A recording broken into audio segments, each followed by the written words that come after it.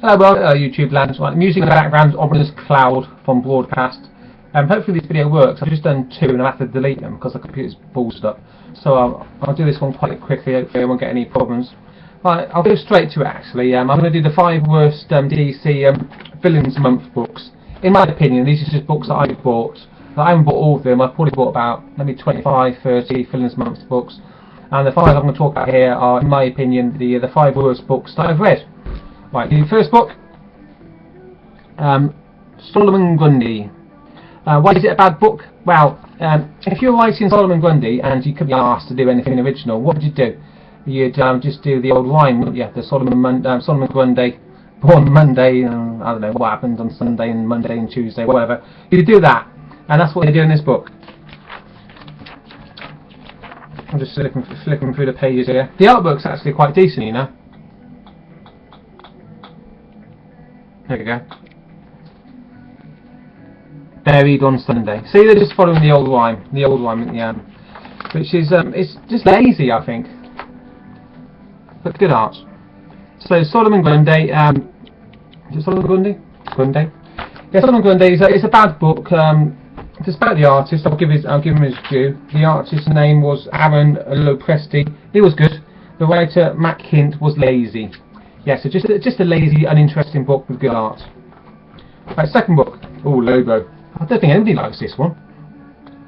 The guy in the front is not the guy in the book, as many of you know, of course. The guy in the book is this hipster psychopath.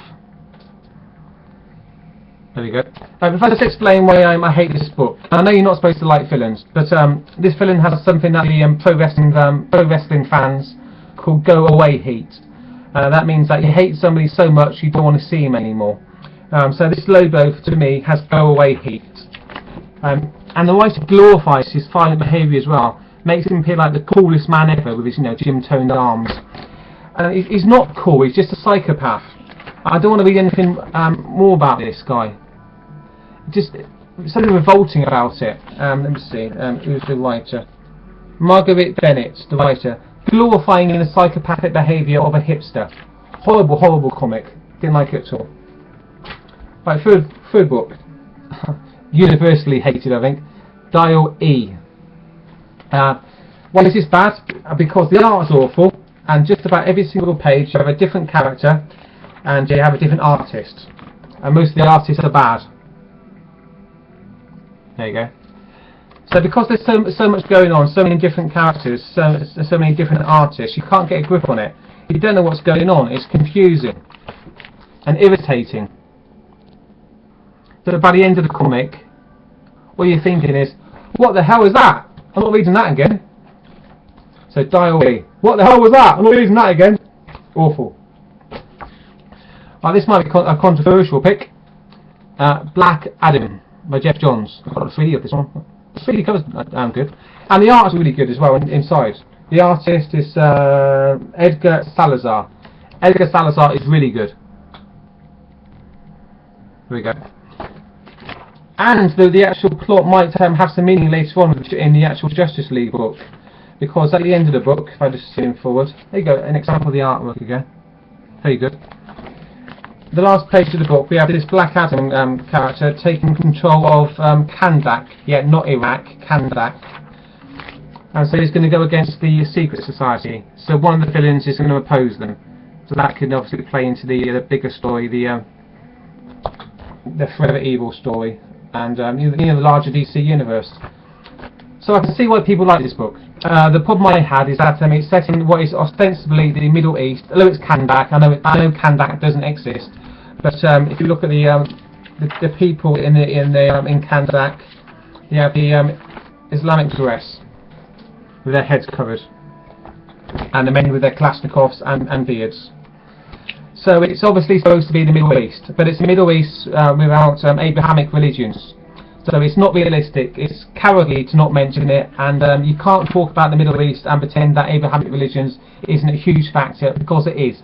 That's what all the trouble is about, Abrahamic religions, and by not discussing it, Jeff Johns bottles out, really, and takes me away from the comic. All I'm thinking of is, how can this be the Middle East? No one's mentioning religion, and that's what they ever go on about in the Middle East. Middle East Problems is all about religion. Jeff Johns decides not to go there, and because he doesn't go there, he's written a bad book, in my opinion. My last book, this one's Justice League what's Justice League of America? It's Justice League of America, Deadshot. Anyway, it's Deadshot. Right, why didn't I like Deadshot? 2 reasons. Awful art. I say awful, it's just boring. See what I mean? Boring. And a boring character. Now this guy's just a mercenary. He waffles on and on and on about how he likes killing people for money, and at the end of the book, an example of the bad art again, quickly. See, it's cruddy, isn't it? Cruddy. Yeah, at the end of the book, he checks his bank account. I'm not joking. So that's the end of the book.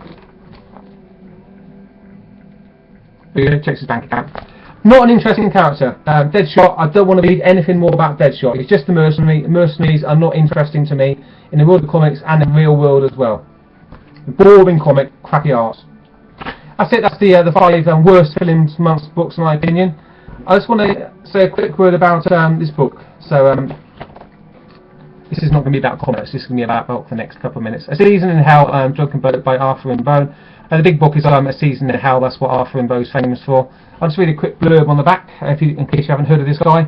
Although he stopped writing at the age of 19, Arthur Rimbaud, 1854 to 1891, possessed the most revolutionary talent of the past 100 years, and his poetry and prose have increasingly influenced the major writers of our century. Not just writers, but rock stars, pop stars. So if you're a young kid who wants to seem intelligent, your lyric writing to obviously to get more girls, that's why you joined the band in the first place, isn't it? You can do worse than getting hold of this book and plagiarising, or sorry, being influenced by some of his lyrics. I'll give you a quick sample of Arthur Rimbaud. Okay, here we go. This is A Season in Hell. Once, if I remember well, my life was a feast where all hearts opened and all wines flows. One evening I seated beauty on my knees, and I found her bitter, and I cursed her. I armed myself against justice. I fled, O witches, O misery, O hate. To you has my treasure been entrusted. I contrived to purge my mind of all human hope. On all joy to strangle it, I pounced with the stealth of a wild beast. So Arthur Rimbaud, Drunken Boat. I'm sure it's quite cheap on Amazon. So yeah, if you're a budding rock star and want to impress the girls with your erudite intellectual acumen, pick this book up. It will impress them. It will impress the ladies. Okay, right, that's it for me. Hopefully this video works this time. It'll be the third attempt. And let me know what you thought about my little ramblings about the comic books and Arthur Rimbaud as well, if you've got any opinions about that. That's it for me. I'll see you all later, and goodbye.